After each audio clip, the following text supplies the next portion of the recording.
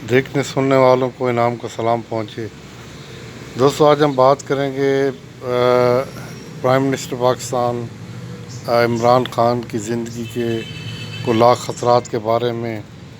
یہ عمران خان کو زندگی کے خطرات کیوں اتنے لاحق ہیں، یہ مختصراً ہم بات کریں گے۔ آپ کو یاد ہوگا کہ جنرل ضیاء نے جب شہید ضیاء الحق نے جب افغانستان میں روسی حملہ کو روکنے کے لیے انیشیٹو لیا تھا، تو وہ در حقیقت ہمارا اپنا فیصلہ تھا، ہماری اپنی ضرورت تھی، اور پھر دنیا اپنے مفادات کے لیے ہمارے پیچھے کھڑی ہوئی تھی۔ اور جب یہ قضیہ ختم ہوا، جب روسی افواج واپس چلی گئیں، تو پھر جنرل ضیاء الحق جو کہ ایک مدبر تھے، ان میں 3 خوبیاں ایسی تھیں جس پر کوئی سوال نہیں اٹھتے۔ ایک سب سے بڑی خوبی یہ تھی کہ وہ اسلام کے ایک پریکٹسنگ، اور اس کے میں اور الفاظ میرے ذہن میں نہیں آ رہے، کہ اسلام کے سب سے بڑے مبلغ بھی تھے اور اس کو دل میں جگہ رکھنے والے بھی۔ دوسری بات ان کی یہ تھی کہ وہ امت مسلمہ کو اکٹھے کرنے کی جہاد افغانستان اول کے بعد ان کی سب سے بڑی ترجیح یہی تھی، اور اس میں وہ دنیا کے لیے خاص طور پر امریکہ کے لیے ایک خوفناک خواب کی حیثیت اختیار کر چکے تھے۔ تیسری بات یہ تھی کہ ان کی دنیا کی خواہش ان میں نہیں تھی، نہ انہوں نے اپنی اولاد کو اپنی زندگی میں کسی بھی موقع پر ظاہر ہونے دیا۔ وہ ایک درویش منش اور مدبر انسان تھے۔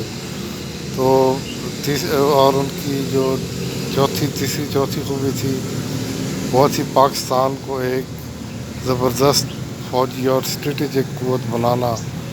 تو یہ ان خوبیوں کی وجہ سے ان کی زندگی دشمنوں کے لیے بہت خوفناک رخ اختیار کرتی جا رہی تھی، اور یہی وجہ تھی کہ پھر دشمنوں نے ان کی زندگی کے خاتمے کا فیصلہ کیا۔ تو یہ لوگ سمجھتے ہیں کہ یہ فیصلے شاید امریکہ نے کیے، یا جنہوں نے ان کو شہید کیا انہوں نے کیے، نہیں، یہ فیصلے تقدیر کے اٹل فیصلے تھے۔ اللہ تعالیٰ فرماتا ہے کہ جس نے قتل ہونا ہے، جس کی موت آنی ہے، وہ اپنی قتل گاہوں کی طرف خود چل کر نکل کر آتا ہے۔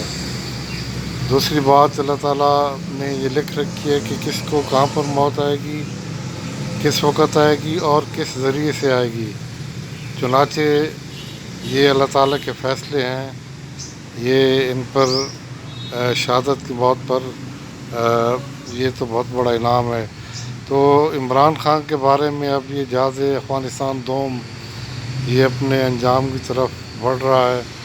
تو اس کے بعد عمران خان کی جو اسلامک بلاک بنانے کی خواہش ہے، پاکستان کو ایک اقتصادی عذاب سے نکالنے کی صحیح جو کامیاب نظر ہوتی جا رہی ہے، اور انڈسٹریلائزیشن اور ایک کٹر مسلمان کی حیثیت، یہ وہ چیزیں جو ہمیں اس خوف میں کبھی مبتلا کر دی تھی کہ عمران خان کا انجام بھی ایسا نہ ہو۔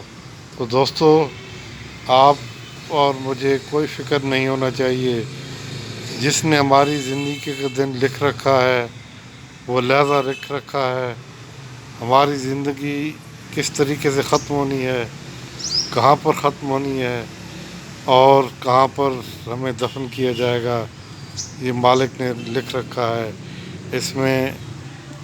اور یہ مجھے خوشی ہے اس بات کی کہ عمران خان کا بھی یقین محکم اسی بات پر ہے کہ زندگی کسی اور کے ہاتھ میں نہیں ہے، مالک کے ہاتھ میں ہے۔ تو جب تک اللہ تعالیٰ چاہے گا عمران خان کو یہاں پر اس سے کام لے گا، اور جب وہ چاہے گا ہٹانا تو اس کو کوئی بھی نہیں روک سکے گا۔ جب تک اس کی بیٹھنے میں اس کی مشیت ہے، اسے کوئی ہلا نہیں سکتا۔ ہمیں اپنی عاقبت کی فکر کرنی چاہیے.